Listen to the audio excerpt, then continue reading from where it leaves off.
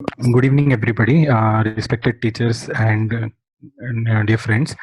Today I am presenting a seminar on evaluation of evidence on preservation of facial nerve in malignant parotid tumors and techniques of identification and preservation. I am Dr. Mandar Tilak, MCH second year resident in surgical oncology in Institute of Medical Sciences, BHU, Varanasi. This seminar is presented under the guidance of our Professor and Head of Department, Professor Manoj Pandey, sir. A brief history. The first report of parodidectomy with preservation of facial nerve was described in 1825 by Johann Ferdinand Heifelder. Alfred Armand Louis Welpau successfully identified the facial nerve trunk in 1830. Since then, parotid surgery has evolved during the long span with use of modern surgical techniques aiming at minimal surgical incision and appropriate visualization of the surgical field, tumor removal with margin of safety and low morbidity. And also there is emphasis on facial nerve preservation and function. A brief anatomy of the parotid gland and also a description about parotid malignancy. Parotid gland lies immediately anterior to the cartilage of the external ear and overlies the angle of mandible. The posterior belly of the digastric muscle is located inferomedially, while the zygomatic arch defines the superior border of the gland. The superficial lobe is defined as the parotid gland is divided into two lobes, superficial and deep. This division is not embryological but rather arbitrary by the neurovascular bundle, that is the branches of the facial nerve known as the pes anserinus. The superficial lobe is defined as that part of the gland lateral to the nerve and overlying the lateral surface of the masseter muscle. The deep lobe is located medial to the facial nerve and lies between the mastoid process of the temporal bone and the mandibular ramus, with deep margin resting on the pre-styloid compartment of the parapharyngeal space. The facial nerve, that is cranial nerve 7, originates in the brainstem and travels through the temporal bone before exiting the stylomastoid foramen. The facial nerve is composed of approximately 10,000 fibers which are myelinated and innervate the muscles of facial expression, as well as the posterior belly of digastric, the stylohyoid and the stapedius muscle, that is muscles of the second branchial arch. The facial nerve main trunk after it comes out of the stylomastoid foramen divides into two main branches. The upper branch then subdivides into temporal branch. This supplies the frontal belly of the occipitofrontalis muscle, the orbicularis oculi, the corrugator supercilii, and the anterior and superior auricular muscles. The zygomatic branch supplies the zygomaticus, the orbital, and the infraorbital muscles. The buccal branch divides into upper and lower buccal branches and supplies the buccinator and upper and lower muscles of the nostrils. The lower main branch of the facial nerve divides into the marginal mandibular nerve, which supplies the lower lip and the chin muscles, and the cervical nerve, which supplies the platysma. This is a diagram of the division of the facial nerve, first initially in 2 divisions and later in 5 branches.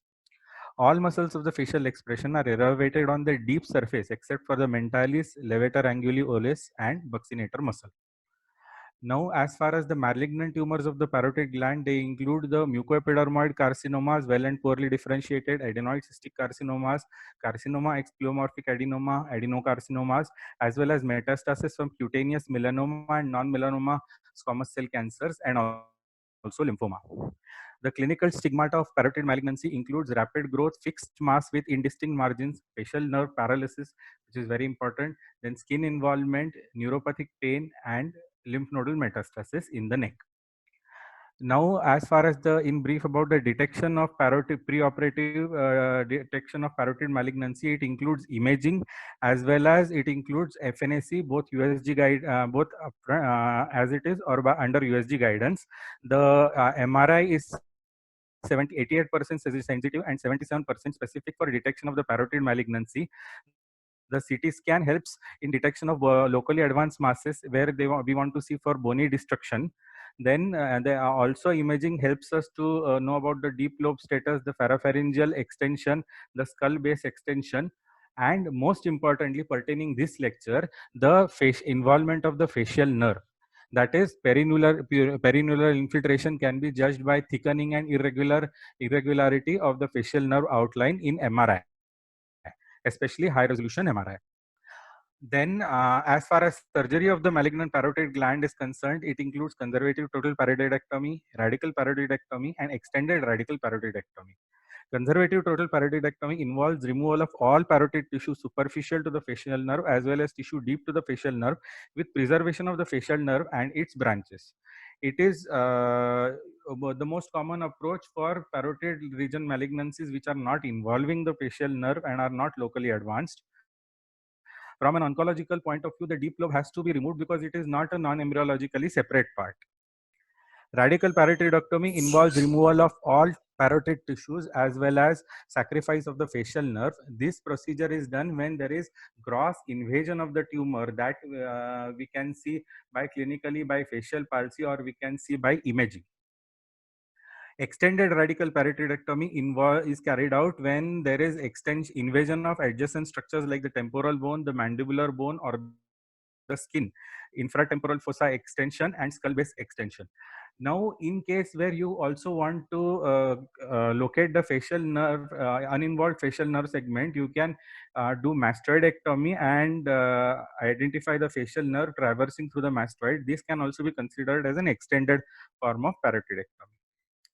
Now, apart from surgery, the other treatment modality includes radiotherapy, especially in tumors more than 4 centimeters, T3, T4 tumors, and adenoid cystic carcinomas, and residual disease or microscopic extracapsular invasion. Now, moving to the main part of the lecture, facial nerve in parotid surgery. Facial nerve is very closely related to the parotid tissue as it traverses through the tissue without any facial barrier. Malignancies will therefore involve the facial nerve and there will be close margins. The close margin in extensive tumor do not necessarily correlate with poor survival unless and until the nerve itself is involved. Statistics: facial nerve is involved in 12 to 20% of parotid malignancies. Thus, in many cases of radical paroidectomy where the facial nerve is excised, the facial nerve may actually not be involved on histopathological analysis. Overt facial palsy, clinically seen in a parotid mass, is seen in 12 to 19% of patients with malignant parotid tumors. As far as post-operative statistics is concerned, temporary facial nerve dysfunction post-parotid surgery is seen in 20 to 40% of patients, whereas permanent nerve dysfunction occurs in only 0 to 4% of patients. The facial nerve inadvertent damage is very important. An infiltrated nerve does not as well always produce a noticeable functional deficit. That is, you may have overt facial palsy or a facial nerve may be infiltrated, but clinically it may not be seen. Therefore, while performing surgery for the parotid gland in malignant tumors, preoperative detection of the facial nerve involvement and subtle deficits is very important. Why? Because it upstages the primary tumor, it prepares the patient for any post-operative deficit, and it prepares the surgeon for options for intraoperative reconstruction and post-operative rehabilitation if necessary, and secondary plastic surgery and facial reanimation procedures. Now the preoperative assessment of the facial nerves in malignant parotid tumors, it can be clinical examination, preoperative imaging, and preoperative electromyography. In clinical, when do we suspect that clinically facial nerve is involved? When there is overt facial palsy, when there are fixed tumor masses and masses more than 4 centimeters, especially of the parotid gland, more than 4 centimeters and involving the tympanomastoid region. The preoperative imaging. Standard CT and MRI can determine the relation of the tumor to the surrounding bony structures. High resolution MRI, especially protocols known as 3D constructive interface in steady state, that is CIS protocol. These are high resolution MRI protocols. They allow detection of the facial nerve trunk as well as facial nerve branches as it traverses through the tumor. They allow for suspicion for perineural invasion. They can tell about the nerve thickening. They also can tell about the vitality of the facial muscles by looking at their thickness and detecting atrophy. Atrophy in these muscles can make us suspect that there is involvement of the facial nerve. This is a cis view. Here you can see clearly that this is a sagittal section in which the most dark part is the muscle, the F is the fat, the P is the parotid. Here you can see the dark arrow as the main facial trunk and its division into the branches. Here the border can help us identify whether there is any gross involvement, perineural invasion or not. Apart from MRI, high resolution ultrasound, this is now being investigated for facial nerve location and mapping preoperatively. It will basically detect thickening of the facial nerve. It will also detect about facial nerve atrophy. Also, post reconstruction, high resolution ultrasound can be used for monitoring the free muscle graft. That is monitoring to see whether there is any atrophy or not. For facial nerve detection, 6 megahertz ultrasound. For the main branches, 13 megahertz, and for terminal branches, 25 megahertz ultrasound is being used. There is another similar ultrasound protocol known as the quantitative ultrasound.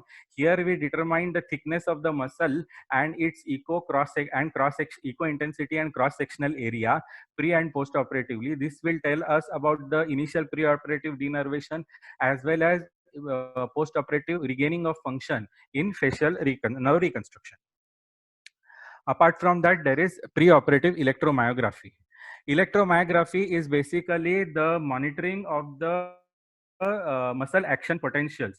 The facial nerve branches are stimulated. The electronic current travels it through the to the muscles, and via needle electrodes which are inserted into the muscles which are supplied by the facial nerve, we can actually detect whether there is any actual muscle action potential. This will tell us about whether the facial nerve pathway is intact or not, and whether the muscles themselves are intact or not. This is useful for functional evaluation of patient in parotid cancer, both pre and post operatively. Facial nerve damage due to the tumor invasion leads to pathologically alteration in the muscle action potentials. Then you can also, as I told you, both preoperative and postoperative evaluation of the function.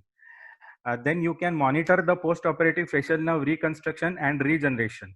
Also, you can now there is something known as synkinesis and dyskinesis. What happens is that when we reconstruct the facial nerve, sometimes the two branches may unite in such a way that there is, with stimulation of one group of muscle, there is stimulation of other group of muscle. This is known as synkinesis, or there is dysfunctional stimulation known as dyskinesis. This can be quantified by electromyography.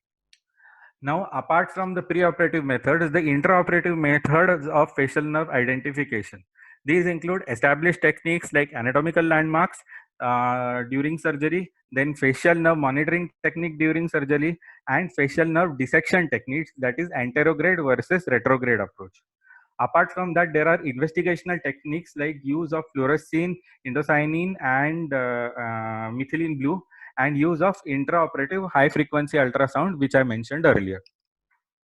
The intraoperative landmarks for facial nerve trunk identification. The main landmarks include the tragal pointer, that is the part of the tragal cartilage which points towards the facial nerve. The closest distance of the facial nerve to the nerve trunk to this tragal pointer has been shown in various studies to be 13.6 plus or minus 11 millimeters. That is approximately 2 to 2.5, 1.5 to 2.5 centimeters. The disadvantage is that sometimes it may not exactly be able to point out, and in the three-dimensional plane, the level of the tragal pointer is different from the level of the facial nerve trunk. The second is the posterior belly of the digastric muscle, where it joins the sternocleidomastoid. The closest distance is 8.7 millimeters plus or minus 3.9 millimeters. This may be distorted due to retraction. The third is the tip of the mastoid process. This is more of a palpatory finding. The fourth is the transverse process of C1. This the facial distance from the tip of the transverse process is measured. However, generally transverse process of C1 is not exposed during surgery, and it is a vague palpatory landmark. The other is the tympanomastoid suture and the external auditory meatus, and also the styloid process. The styloid superficial, the facial nerve trunk is superficial and superior to the tip of the styloid, about 10 millimeters plus or minus 3 millimeters. However, this may be confusing sometimes if the styloid process has abnormal length or is absent. Also, during dissection of facial nerve, taking this styloid process as a landmark, you may actually damage the facial nerve. Thus, there is substantial variation in the measurement of the anatomical landmarks and their distances to the main facial nerve trunk. Therefore, multiple landmarks should be used. Now, this is the result of a meta-analysis which was done for of various studies which evaluated the anatomical landmarks of the facial nerve. It actually showed that tragal pointer and the junction of the posterior valley of the digastric muscle and the sternocleidomastoid can be taken as reliable landmarks. Apart from the landmarks for the main trunk of the facial nerve, the other anatomical landmarks for the branches include the frontal branch lies parallel to the superficial temporal vessels and runs along the central part of the zygoma. The zygomatic branch directly travels over the periosteum of the zygomatic arch. The buccal branch travels with the Stenson's ducts anteriorly on the masseter muscle. The marginal mandibular branch runs along the inferior border of the parotid gland, lies in close proximity to the inferior border of the mandible and superior to the posterior facial vein. The cervical branch is located in the same plane deep to the platysma. Now, why are these anatomical landmarks of the facial nerve branches important? These are important in case of retrograde approach to parotidectomy, where we initially identify the distal branch and then trace it to the main nerve. Now, apart from the anatomical landmark, the next thing is intraoperative facial nerve monitoring. Here, I will again revise some part of the electromyography. Basically, the healthy muscle, as I told, has on stimulation gives some action potential. Now, we insert intraoperatively before the surgery, we insert needle electrodes in the mimetic muscles, and then the action potential is monitored as waveforms on the a monitor screen. This monitoring can be done by the surgeon or this monitoring can be done by the neurophysiologist. This monitoring will be active, will be both passive action potentials as well as active action potentials. While doing this, active neuromuscular blockage should be avoided. Generally, there are 2 to 8 channel electrodes that can be used, but 4 channel electrodes are generally preferred, or 2 channel electrodes are generally preferred. This basically means that the needle electrodes are inserted into 2 muscles, that is orbicularis oris and orbicularis oculi, or in case of 4 channels, inserted apart from these 2 muscles into frontalis and mentalis muscle. The EMG waveforms are visualized and recorded. This you can see is how the electrodes are placed in the various muscles, and on the right side you can see the nerve action muscle action potential that was elicited on stimulation. Here you can see that the apart from that, this needle electrode is actually sending a pulse through the main trunk, and due to that you can actually identify the course of the muscle, and also you can visualize it on the screen. What this active monitoring, how will it help you? It will help you by since when you are going to trace the branches of the facial nerve or where you are going to trace the main trunk, you can when you place the active electrical impulse very close to the nerve, you will get an action potential, while far away from it the action potential will be diminished. Thus you will be able to identify slowly where the nerve is and you can dissect it at that particular place. This is known as intraoperative continuous facial nerve monitoring. Apart from identification, a meta-analysis was done by Sood et al., which reviewed literature and studies about continuous facial nerve monitoring from 1970 to 2014. After the exclusion criteria were applied, 546 patients were analyzed. They found that the immediate by using the continuous electric nerve monitoring, the immediate post-operative there was no difference between the partial, temporary and permanent facial nerve paralysis. However, they found out that there was immediate post-operative facial nerve paresis was significantly less by using this facial nerve monitoring. That is, it was effective. Then there was another study which was done by Mamel et al. It showed that when you used what type of it was basically done to evaluate what strength of current is used to stimulate the facial nerve trunk so that we can identify it, and it was found as 2 milliamperes. What is the disadvantage of this procedure? You can have false waveforms when you are using electrosurgical equipment. Sometimes nerve conduction may not happen in spite of intact nerve, and you should not solely rely on it. Thus, you should also rely on your anatomic landmarks, and this electro surgical monitoring should be used as a additive. Then a large amplitude, if you are using very large currents, then even if the nerve is far away, still it will be stimulated.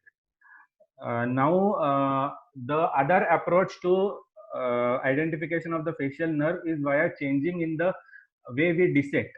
This is known as the retrograde approach. The retrograde approach was initially a large study was done by Richardson et al. In 1975. He treated 461 patients and noted his findings. In this approach, after the standard Blair's incision and elevation of the anterior cheek flap, a branch of the facial nerve is identified, and then it is traced back to the main trunk. Thus, you initially mobilize the distal part of the parotid gland and then go proximally. The marginal mandibular nerve branch or the buccal branch is generally preferred for this dissection.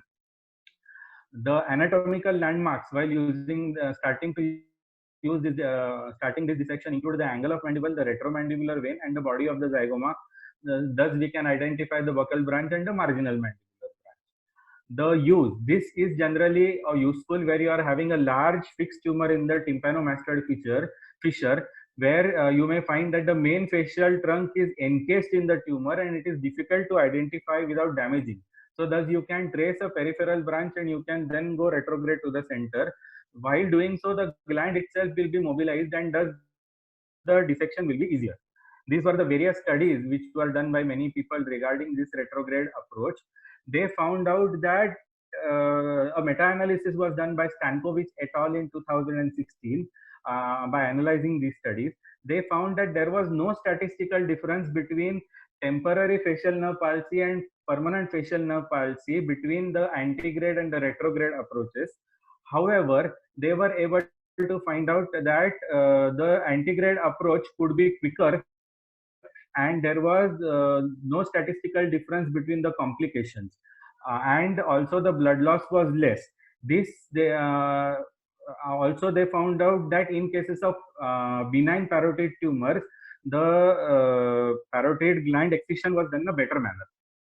Now, another meta-analysis was done by Masrah et al. In 2018 of 481 patients. Again, they echoed the same findings. Thus, basically what it means is that both approaches are similar and you can use any one approach according to the location of the tumor, and that a surgeon should be generally well versed with both approaches. Apart from that, there is another method known as removal of the mastoid. Suppose you are having a large parotid tumor which is fixed and encasing the facial nerve, and you have planned to resect the facial nerve, but you want to find out the uninvolved part of the facial nerve, then you can open the mastoid, that is resect the mastoid and identify the nerve traversing through the mastoid and thus get a negative margin. Now, apart from the anatomical landmark, electromyography, and the use of various surgical techniques, there are other investigational techniques, that is use of dyes. Mainly two studies have come forth. These are investigational and yet no randomized control trial or large studies have formed. One is use of fluorescein dye. The principle, a pilot study was done by Haubner et al. In 2016. Here, 5 milligram per kilogram body weight of fluorescein sodium dye was injected intravenously at the start of induction of anesthesia. Then the surgical procedure was performed with 2.5 loop operating microscope. The facial nerve was identified. Now here it must be noted that this dye identification procedure was not done for identification of the facial nerve trunk, but rather for identification of the facial nerve branches. Thus, after identification of the facial nerve trunk and its dissection, a Pentero 900 microscope with yellow light filter 560 nanometer was used, and the contrast between the facial nerve, its branches, and the surrounding parotid tissue was noted. Here you can see in this picture, which I have taken from the article, that in normal yellow light the facial nerve branches are seen, and in in normal white light the facial nerve branches are seen, and in by using the dye and contrast they can be clearly delineated in an effective manner. This study also showed that you could identify satellite nodules, and thus you could do a more complete dissection by using this dye. On evaluation, there was no what they found out was that there was no help in use in identification of the facial nerve trunk. It helped in identification of the facial nerve branches. There were no adverse effect noted. Satellite nodules were identified. Now it must be noted that there was some adverse effect. That is, there was transient yellowish discoloration of the skin and urine. However, it did not harm the patients. And this study was not done in malignant cancer. In cancer, it was all the tumors were benign too. Apart from that, there was another randomized control trial which was done by Wyman et al. In 2016. Here, methylene blue was used. What they basically did was that they cannulated the Sensence duct intraorally by using a Venflon tube. They injected 3 to 4 ml of 1% methylene blue. This methylene blue went and colored the gland. After that, they performed a parotidectomy. They analyzed total 144 surgical operations. The cases were randomly divided into two groups. One was the test group using the dye, and the other was the control group where dye was not used. Successful parotidectomy was achieved in both groups. Uh, the glandular tissue stained dark blue. The tumor tissue did not uptake the dye, and thus you could get a good contrast. The facial nerve and its branches also did not take the dye, and therefore we could contrast between the parotid tissue and the facial nerve branches. Here they have shown a picture of the parotid, benign parotid tissue, which is colored by the methylene blue, and the malignant in the left side upper corner. There is the number one where the malignancy, the neoplasm is not uptaking the dye. Now, they evaluated for the post-operative complications between the two groups, and there was no significant difference between any complication. What they found out was that in one patient there was facial temporal weakness and Fraze syndrome. Temporary facial weakness and Fraze syndrome occurred equally in both groups. Permanent facial injury, however, was significantly lower in the group which was using the dye. Thus they propose that the intravitreal staining with methylene blue simplifies the operation and could assist in better visualization, rapid localization of the tumor, preservation of the facial nerve, complete removal of the neoplasm, which will contrast with the normal tissue. The now till now we talked about the identification of the facial nerve and the preservation of the facial nerve, that is identification and thus careful dissection of the facial nerve. Now the next important thing that one has to decide is whether to preserve the facial nerve or sacrifice the facial nerve. In general, in any parotid surgery, if there is no clinical or preoperative suspicion of facial nerve involvement, a facial nerve preservation approach is used. While if there is overt preoperative facial palsy, then you have to intraoperatively see whether this palsy is due to infiltration or due to pressure effect. Here the frozen section can be used, and if there is any finding of tumor infiltration, then immediate excision with negative margins and facial nerve reconstruction should be done. Now, as far as facial nerve in adenoid cystic carcinoma. Adenoid cystic carcinoma have a high chance of perineural invasion of the facial nerve. The chances of skip lesion along the facial nerve are also very high. Thus, studies have shown that the threshold for facial nerve excision should be low. Why? Because adenoid cystic carcinomas have got a propensity to recur in long term. That is, even if the 5-year survival rate is good, the 10-year survival rate is generally poor. Conley and Kaiser published 406 adenoid cystic carcinoma studied 406 adenoid cystic carcinomas in which surgery was done. Out of this, 26 were parotid primaries.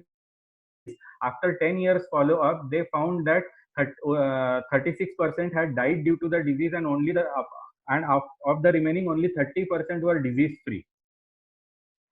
In another study by Iseli et al. In 59 patients in which locally advanced parotid adenoid cystic carcinomas with no clinical involvement of the facial nerve was done, it was shown that excision of the facial nerve had a better 5-year and 10-year long-term survival as compared to facial nerve preservation. While deciding whether or not to excise the facial nerve, intraoperative frozen section is very helpful. Now, to conclude this lecture, I would also like to in briefly tell about the reconstruction techniques which we can do if we have excised the facial nerve. These reconstruction techniques would be nerve reconstruction techniques. If nerve reconstruction is not possible, then innervated muscle transposition or free muscle transfer can be done. If that cannot be done, then static facial nerve slings can be used. Facial nerve reconstruction, generally immediate tension-free direct epidural suture has got best functional reserves. If you cannot oppose the two ends of the facial nerve, then a graft can be interposed. The preferred nerves used for the graft are the great auricular nerve and the sural nerve. Then in case you can also use a technique known as hypoglossal facial jump anastomosis. This is a type of complex nerve reconstruction where a large chunk of the facial nerve is involved and excised. Then apart from the facial nerve reconstruction, during facial palsy, we must also look for eye protection in the form of lubrication and use of artificial tears, tarsorrhaphy, lateral canthopexy, medial canthopexy, facer graft used for to correct the lid retraction, and facial slings for the lower lid. Apart from that, for the expression, plastic surgical techniques like restoration of frontal frowning, lifting of the eyebrow, closure of the eye using gold or platinum weights, and symmetric nasolabial fold reconstruction is used. As far as the muscle slings, active muscle slings that are used, the main muscles used are the temporaris muscle and also the masseter muscle. Free grafts include the free gracilis muscle transfer. And as far as the slings are used, fascia lata and palmaris tendon is used. Thank you. Thank you, Mandar. The job on nerve identification, evaluation, intraoperative monitoring, and surgery was good. But the part where the evaluation of evidence was supposed to be there is a little weak. See, the first part of your job topic was evaluation of evidence. Of what? Evidence on preservation of facial nerve. So the first question that you need should have answered is whether the facial nerve need to be preserved, should be preserved, what are the cases where it should be preserved, and what is the evidence that is guiding you to decide whether facial nerve is to be excised or facial nerve is to be kept. No evidence is presented for that. Other than that, everything is fine and everything is available in the book. All operative surgery books will be having all the things. So my question to you is, if I am dealing with a malignant tumor, should I plan for a radical conservative parotidectomy? It will we have to initially evaluate whether we can the extent of the tumor and preoperatively extent of the facial nerve involvement.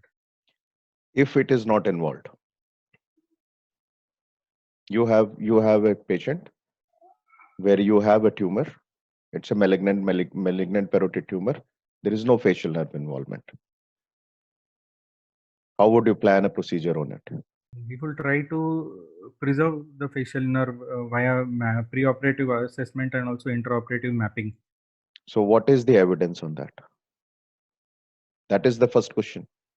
That is the question, that where is the evidence and what is the evidence? What is the level of evidence? Did you look for any studies that compared radical versus conservative parotidectomy for malignant tumors? 80% of your references are actually on benign parotid surgeries, where a total parotidectomy has been done for benign tumors. Because pleomorphic adenoma is the commonest indication for a parotidectomy. Your topic was to specifically focus on malignancies, justify whether the facial nerve has to be preserved or not to be preserved. Anatomically, It passes through the parotid gland. There is no covering over it. There is no separation from it. So why it should not be sacrificed? Or in what conditions it should not be sacrificed? What is the distance from the nerve to the tumor that tells you that it should not be sacrificed? So that is the first question, evaluation of evidence for radical versus conservative, isn't it? It's a MCH level, it's an MCH level seminars, Mandar. It is not a MBBS level seminar. It's not an MBBS class where you are just simply enumerating the techniques which are available. That this can be done, this can be done, this can be done. Okay, fine, this can be done, but when it should be done? Even for intraoperative monitoring, only one study, 2 studies you presented. You have not presented even the evidence for intraoperative monitoring, whether it should be done or should not be done. Whether it should be done with 2 electrodes, 4 electrodes, 8 electrodes, that evidence also you have not presented. So actually, for every question that is there in the presentation, the evidence has to be presented, evaluated, and then discussed. Anyways, the topic is open for discussion. So if there are any questions, we can take it. Anshika, please. Sir, I was happy that retrograde dissection was mentioned, because all my experience, all my life, especially being from CMC Vellore, I have been taught to do a proper trunk identification and then dissect the nerve and all its branches. But when I joined CRI and I was exposed to this retrospective dissection for the past 4 to 5 years, and I was sort of like forced to do that part for every single case, although it was something which I had never done before in all my parotidectomies. I did the retrospective dissection, and initially it was a little frustrating to go for the marginal mandibular and then all the branches and then retrograde resection and all that. But I found that yes, I did have less post-operative injuries to the nerve, and even if I preserved all the branches in a proper identification of trunk, I did have some partial functional loss for some time. But when I did the retrospective retrograde dissection, I found that I was becoming more comfortable with that part, and especially in deep lobe tumors and tumors which were near the trunk. In those tumors, I found it very, very helpful. So yes, retrograde dissection is as good an option as antegrade dissection. And majority of the studies that has actually looked at both antegrade and retrograde, there are no randomized control trials available as far as I know. There are only parotid is one area where majority of the studies are retrospective cohort studies. People have gone back to their historic cases and tried to find out how many cases they operated and what has happened to them. And both the techniques have been used, and not much difference has been found by anybody so far. So whether you do retrograde or you do antegrade, both techniques are equally good in facial nerve identification and tracing. Yeah, Anshika, got you back. I have a question for Mandar. Yeah, Tarun. What will you do, Mandar? What will you do if you have a resectable like 2 centimeter growth of superficial parotid sitting on the facial nerve? It's an adenoid district. Then do you think the nerve should be dissected? As the 2 studies you showed saying that there's longer survival when the nerve is resected. The studies were actually showing that if it was T3, T4 tumor, or if it is there was very close to perineural involvement, or whether the size was see, intraoperatively, how will we know if it's close to perineural involvement? If the tumor is in the superficial lobe, you know how a parotid gland looks like, how the facial nerve goes through the gland. Then whether to resect the nerve, I'm not saying the nerve is involved. Nerve is clinically free preoperatively. Now like you said, it increases the survival. That's why I want to know, should you electively resect the nerve or no? In a 2 centimeter tumor, you would go in for frozen section to see whether it is involved. Frozen section of what? He'll take out the nerve and send it for frozen section. The tissue close to the nerve. No.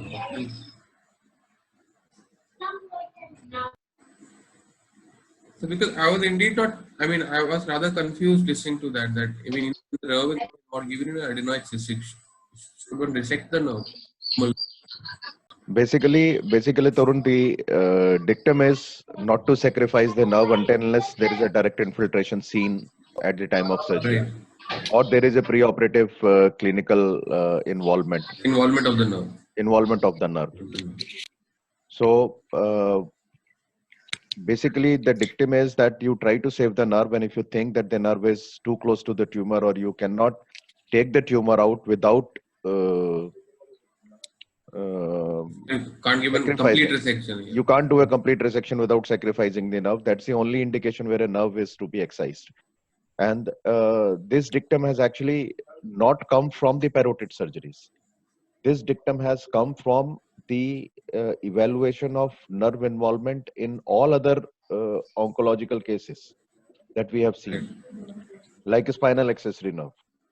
Even if the tumor is sitting on it, you can still save the nerve if it is not directly involved. So you can shape the nerve.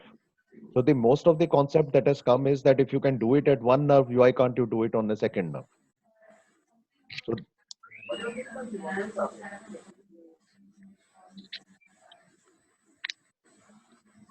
I agree, sir. If the preoperative clinical examination, etc., does not show that the nerve is gone and the function is gone, then as surgeon we have to take the utmost effort to preserve the anatomical part of the nerve during dissection, till we are really forced to take away a branch or the main trunk. yes, Anshika, this is the evidence that I wanted him to present, that what happens if you save the nerve, what happens if you sacrifice the nerve, how does it interferes with the survival. And all he presented is just one article showing adenoid cystic carcinoma, it should be sacrificed. Other evidence he has not presented. For us, we are working with parotid, meaning we would try our level best to preserve the nerve if preoperatively the nerve was functioning. And intraoperatively, we try our utmost best at the same time. Yes, basically the dictum right now, which is followed, is that even the branches of the nerve, only the branches which are involved and close to the tumor are sacrificed. So you may sacrifice only the buccinator, or you may sacrifice only if the tumor is located in the deeper lobe and the lower part of the parotid, you may sacrifice only marginal mandibular if need arises. So it is not necessary to sacrifice the whole of the parotid, whole of the facial nerve as it used to be done in the radical surgeries when we started operating upon radical parotidectomy as described for malignancies. Sir, one more issue I wanted to discuss here is the nerve monitoring intraoperatively. So how often you using that in malignant parotid tumors? We don't use, Anshika. I never use.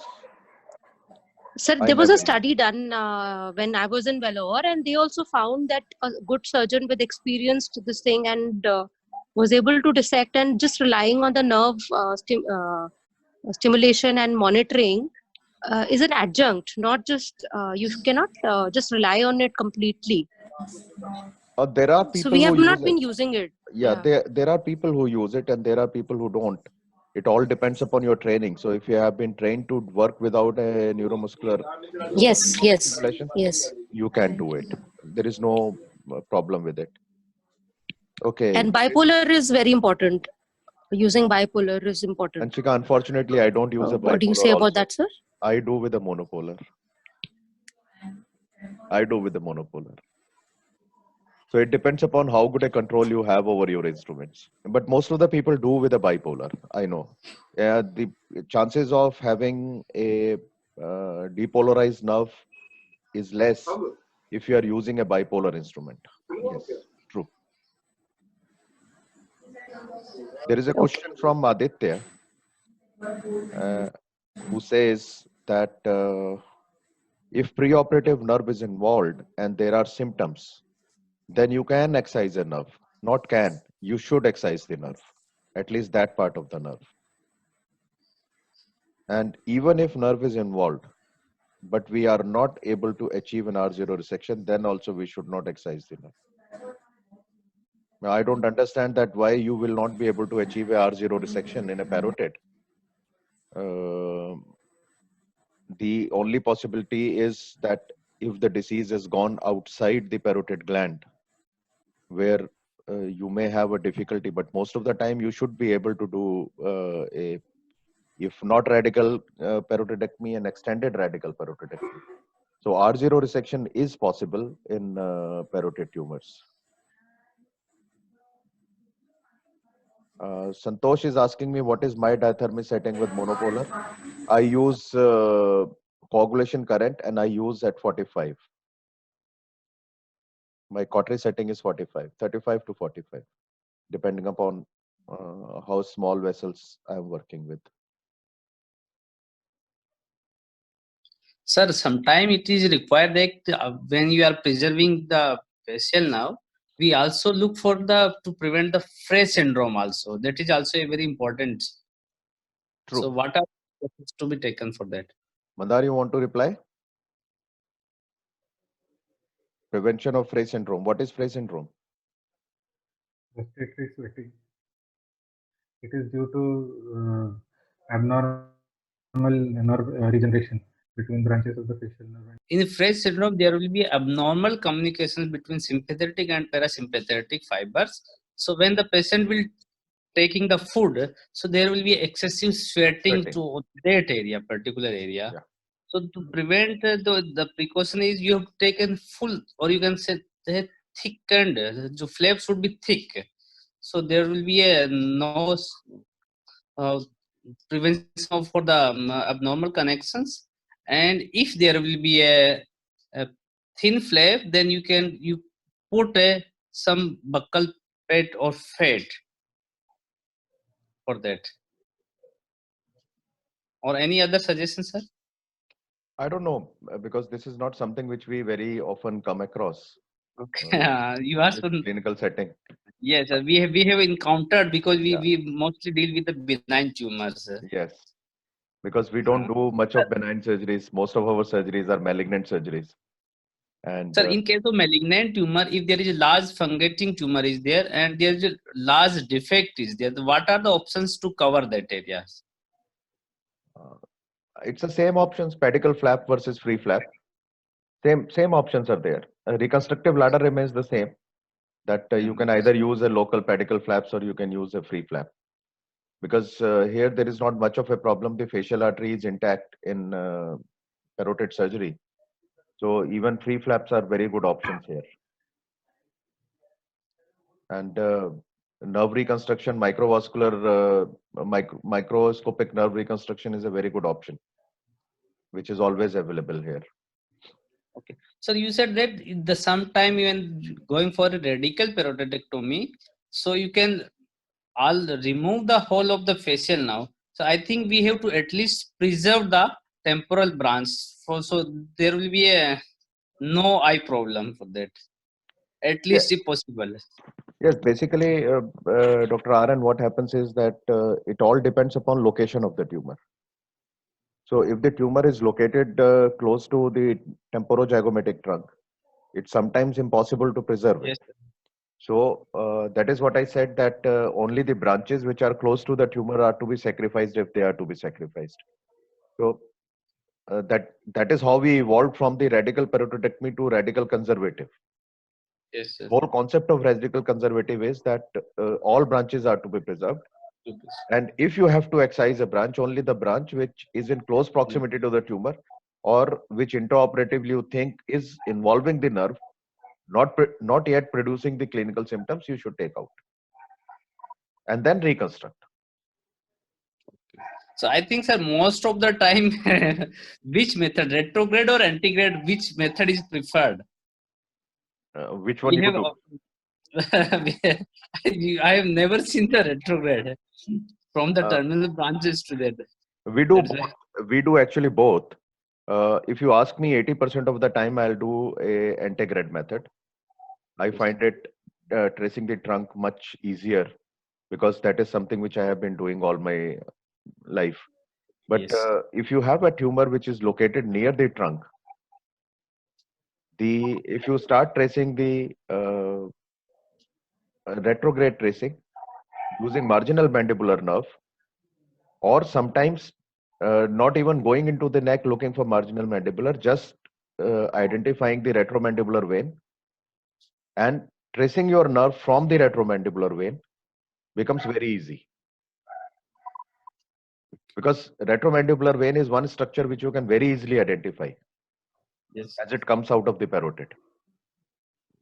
At the lower pole of the parotid, as it comes out and joins the facial facial nerve to become common facial nerve. So that is a retromandibular vein which you should identify, and you will find the marginal mandibular vein running across this vein. And this is one vein where there is not much of anatomical variation. Most of the time we don't ask anybody to follow venous anatomy, because venous anatomy has a lot of variations. But this retromandibular vein is one where which you will find in almost all the cases located at the same place. I think 85 to 90% cases you are going to find this vein there. Yes, sir, definitely, sir. And But its relationship with the marginal mandibular is always the same. It doesn't change. Marginal mandibular may have a different course in the nerve, because then it may become 2 branches, 3 branches, then the loop, then it loops over the till the time it crosses the facial artery. The course is more or less consistent. So from the retromandibular vein till the facial artery, the course is very consistent. But the moment it crosses the facial artery and it starts making loop in the neck, then it becomes difficult to trace, because the loop could be 130 degree, 160 degree, up to 200 degrees. So then it becomes very difficult to trace that nerve. That is the problem. Dr. Pandey, I would like to Yeah. say something. This is answering Dr. Ramnivas. The first thing that he asked, how do you fill a large defect that you make if you have a large parotid tumor? What people have done, the free flap reconstruction and pedicle flaps are all right. But if it is not that big, maybe you can, I have tried mobilizing the sternomastoid muscle and taking it up to the defect, suturing it to whatever available. That fills up the defect quite nicely, if you are sure about the vascularity of the sternomastoid. That is one thing that needs to be taken care of. The This is other one thing, of the. This is Dr. Manish, sorry to interrupt, but this is one of the methods to treat Frey syndrome for sure. yes, it is also one of the methods to treat Frey syndrome. The other thing which I wanted to say is retrograde approach of trying to find out the facial nerve. We have been routing, my chief has been doing it routinely. I used to do only antegrade approach till the time I joined CRI in Dehradun. And slowly I am also converting to his approach of trying to find the nerve retrograde, because I find it's very easy and it is easier to teach the residents. So somehow I am also getting converted to a retrograde approach, which works very well in large tumors, and especially in those cases where we see a lot of like somebody has done an incision biopsy, somebody has like done a lower pole partial parotidectomy kind of things. We get all sorts of patients. In those cases, in difficult ones, it is very easy to find out one of the branches, anyone, not only the marginal mandibular, but any one of the branches, and trace it up to the trunk. That is my question to Dr. Pandey. Yep. What do we do when we have got a sort of low-grade mucoepidermoid carcinoma or a acinic cell carcinoma where it is involving the nerve, and we need to do a R0 resection? The nerve is Sacrifice. not involved clinically pre-op.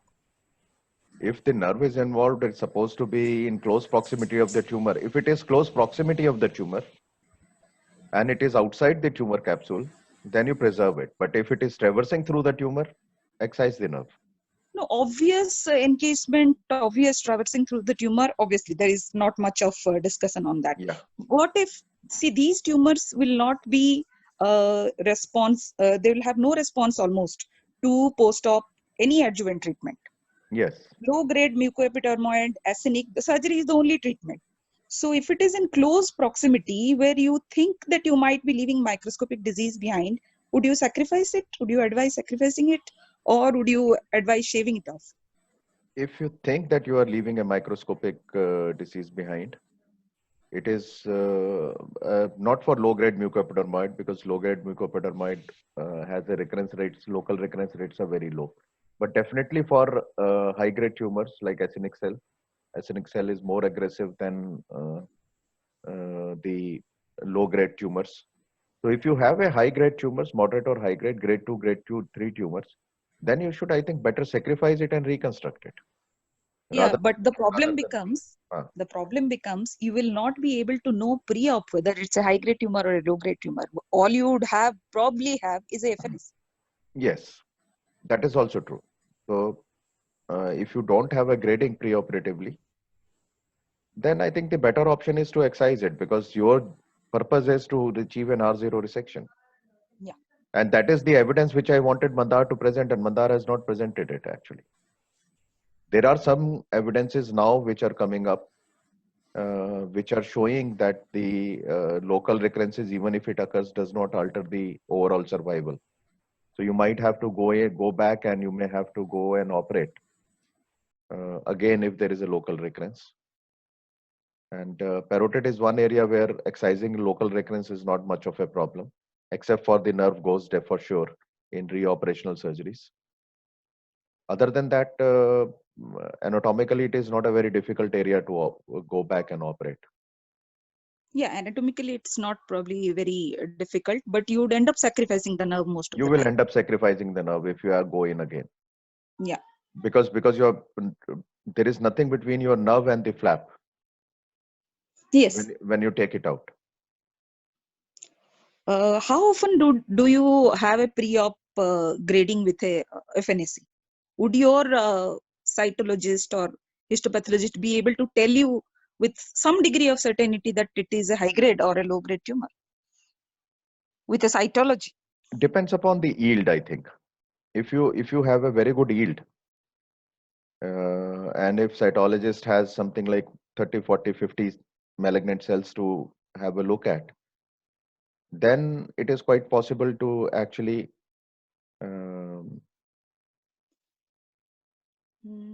possible. I'm not really sure, because what I believe, what our histopath people tell us is that for telling that it's a high grade tumor, you need to have tissue, because you need to see the invasion into surrounding structures, the lymphovascular invasion or the perineural one. No, that's what they say. I'm not sure. I haven't actually read about it. I think the first thing they look for is the mitotic rate. So any tumor which has a high mitotic rate is considered as the high grade tumor. So the first thing, the lymphovascular invasion has nothing to do with grading in most of the tumors. And it's an additional parameter. It is other than grade. So if you look at your squamous cell carcinoma head and neck, you will have moderately differentiated squamous cell carcinoma.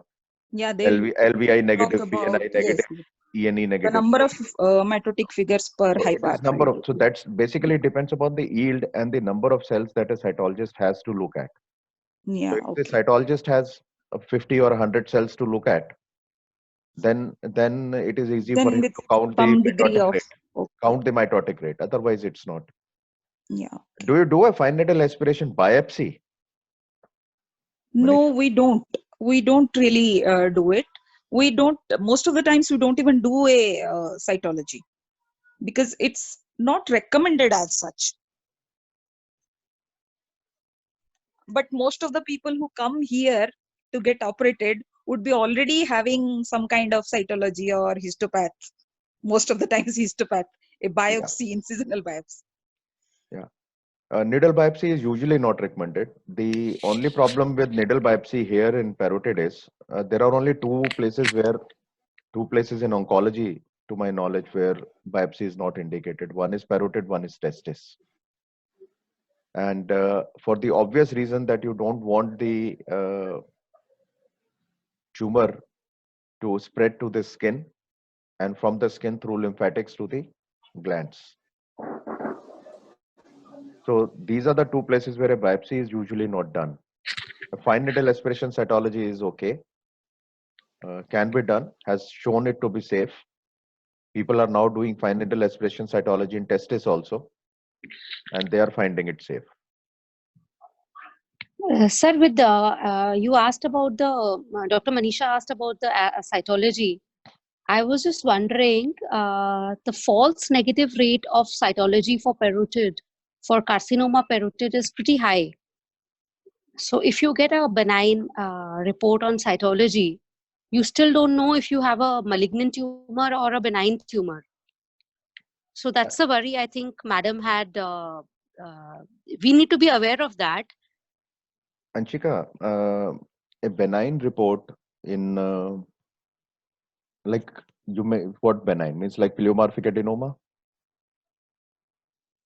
See, the problem with parotid tumors is, or the salivary gland tumors is, most of the cytopathologists and pathologists are not exposed to salivary gland malignancies.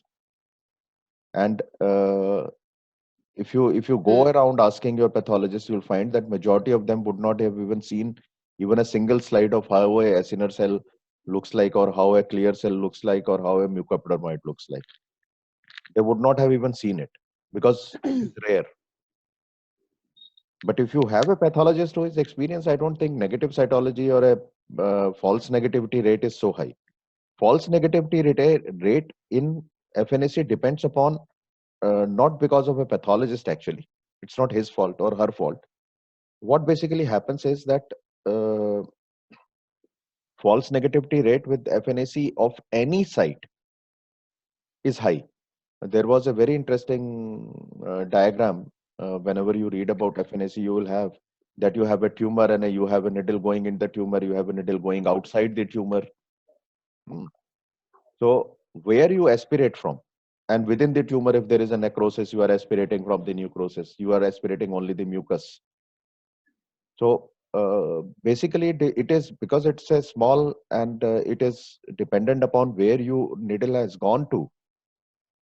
It's quite possible that there might not be any malignant cells. And the dictum in a cytopathology is that if you are getting a report of a benign disease in a cytopathology and you think that possibility of malignancy is high, go ahead and do it again.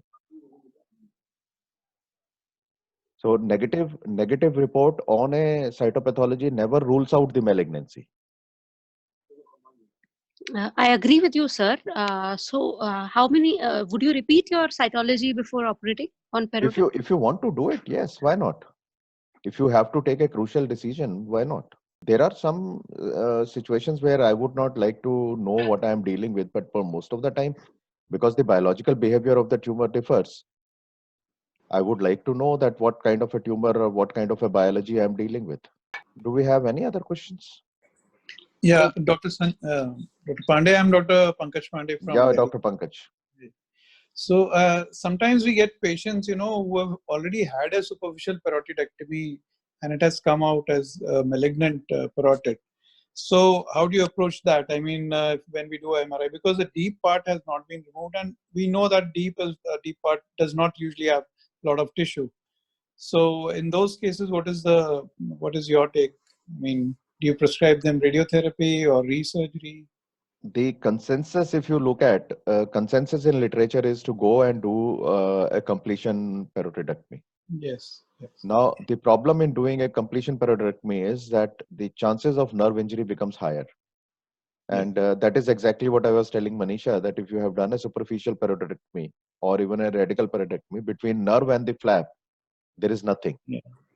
So it will depend upon how much time has elapsed between the first surgery and the patient reaching me.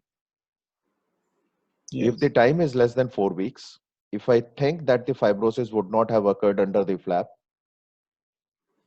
I'll probably go in and raise the flaps again. But if something like 3 months or 2 months have passed, and I feel that there is a fibrosis underneath the flap, and I may not be able to get a plane between the flap and the previously dissected nerve, Yes. then I have to take a decision of either a radical parotidectomy, sacrificing the nerve, or giving the adjuvant treatment. Also, I- regarding nerve stimulation in private practice, I think Nobody does. yeah, we need for medical legal purposes, We because also you do. never know how the patient may behave, even though you Yes. counsel them. Yes. So True. from that point of view, I think, Yes. though we are not using, but Yeah, we are also not using. Manisha wanted to add something. Yeah. Adding to what Dr. Pankaj was saying, would you suggest any adjuvant treatment depending on the histology of the tumor? Like a patient comes to you, already has got a superficial parotidectomy done. You know there is a malignancy. Would the type of malignancy change your plan of treatment? Like if it's a actinic cell carcinoma, you go in and reoperate. And if it's a high-grade squamous cell carcinoma, you probably advise adjuvant RT. Sure, why not? The biology is the most important thing. That's what I was telling Anshika just now, that the biology of the tumor is the most important thing that is going to influence my decision, whether I want to do it or not. A low-grade tumor, like Pankaj's situation, if there is a low-grade tumor and somebody has done a superficial parotidectomy, there is a negative margin, I'm happy. I'll wait and watch. But if it is a high-grade tumor, margin is not commented upon, then I'll think in terms of getting in. And if it is a squamous cell carcinoma, if I know that the response of adjuvant radiation or adenoid cystic carcinoma, where response of adjuvant radiotherapy is good, we'll go for adjuvant radiotherapy.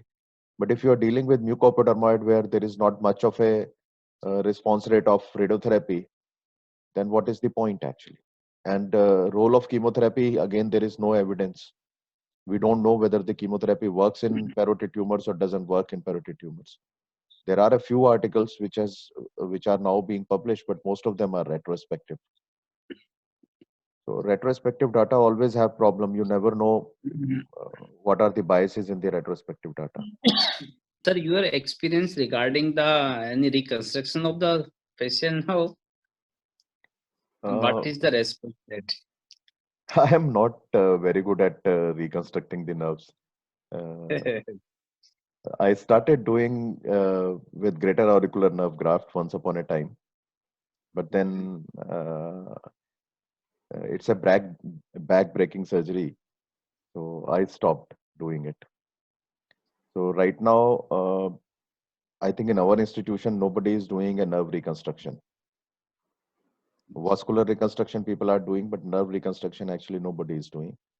And and especially if their nerves are very small, that's a problem. Larger nerves, yes, people are doing it, like ulnar nerve, median nerve, radial nerve reconstruction is being done. That is being done. But for a smaller nerves like buccal branch, I don't think anybody is doing that kind of reconstruction here. Dr. Manisha, are you reconstructing? I haven't personally, but I have, when I was a resident, I have assisted our plastic surgeon in reconstructing the trunk of the facial nerve with a sural nerve. Yeah. That is the only one thing I could remember. But I believe most of the centers do not actually do it in the same setting. Most of the centers would wait for the nerve to recover and then probably do it. I'm not sure. We don't do it. Yeah, that is one advantage of doing an intraoperative monitoring. If you are using an intraoperative monitoring, there are two situations. One where you have cut the nerve and you can see the two cut ends of the nerve. That is one situation where you know that the nerve is gone. And the second situation is where your nerve looks intact but doesn't function. So if you can see the two ends of the nerve, then it is a time to you should put a graft in between. But because getting in again and doing a second surgery is much more difficult, finding the nerve is much more difficult in a second surgery than at that particular time. Yeah, you are right. And what the recommendation says, if you have a gap of somewhere around 1 centimeter between the two cut ends, you should probably do it at the primary setting. But what I had seen is they had combined it with a muscle sling, and they were trying that nerve was already gone. So it was more of a salvage kind of setting. I haven't seen anybody reconstructing it intra-op. I had a couple of cases I had done in Trivandrum. That was the only place where I had a luxury of operating microscope. I have, I think, 3 or 4 cases of parotid where I have done a greater auricular nerve graft. I probably will be having some pictures somewhere with me. After that, I stopped. Do we have any other questions from PGs? So if there are no questions, I thank everybody for their participation. It had been a nice meeting, good discussion. Thank you all.